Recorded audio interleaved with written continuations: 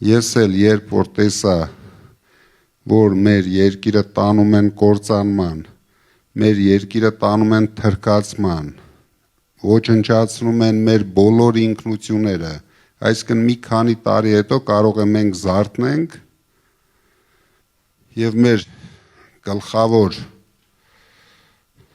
գործունեությունը դառնա նամազը։ Մենք շատ հեռու չենք դրանից, ձեզ չթվա թե ես ձեզ վախեցնում եմ, այս մարդիկ այսօր մենք ներկայացրեցինք մեր ժողովրդագրական տվյալները, դուք ինձ թվում է ինտերնետում տեսնեք ու լսեք, ինչ անմխիտար վիճակում են գտնվում, մեր շրջանները ինչ վիճակում են գտնվում, սրանք միայն երկել պարելով ուզում են երկիր կառավարեն, սրանց միայն փորները կուշտ լինի, հակները շոր լինի ու մի հատ անորակ երաժշտություն միացնեն, տպավորություն են ստեղծում, որ մեր երկրում ամեն ինչ շատ լավ է, մնացել է երկելն ու պարելը, բայց իրանք սխալվում են, իմ ու Հարութի ու մեր մյուս գործընկերոջ Նարեկի հետ վրա սխալվել են, մենք շատ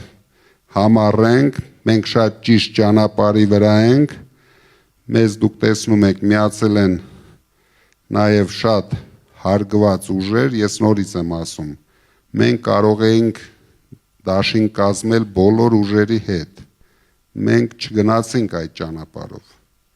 որովհետև բոլոր ուժերը տարիների ընթացքում թողել են իրենց թե լավ հետքը, թե վատ հետքը, մենք ուզեցինք հեռու մնանք այդ վատ հետքերից, չնայած դուք լսեցիք, մեզ իրենք էլ են աջակցում, բայց դաշին կազմեցինք միայն նոր դարաշրջանի հետ եւ միավորված հայերի հետ, որ միասին կառուցենք իսկական նոր դարաշրջան մեր երկրում, նույնիսկ այդ անունը այնքան ճիշտ է ընտրված մեր ապագայի համար, դրա համար մենք ուժեղ Հայաստանով կառուցելու ենք նոր դարաշրջան միասին։ Ես հիմա փոխանցեմ Հարութին, ինքն էլ կասի իր խոսքը եւ ուրախ կլինեի, եթե մենք հարց ու պատասխանով շարունակենք, եթե հետաքրքրող հարցեր կա։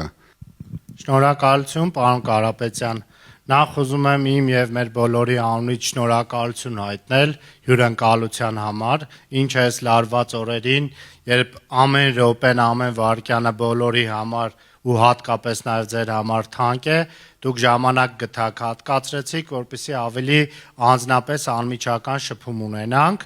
Մեր մեջ կան անձինք, ովքեր պատրաստվում են ձեզ հարցեր ուղղեն, հենց ձեր ասած տարբերակում,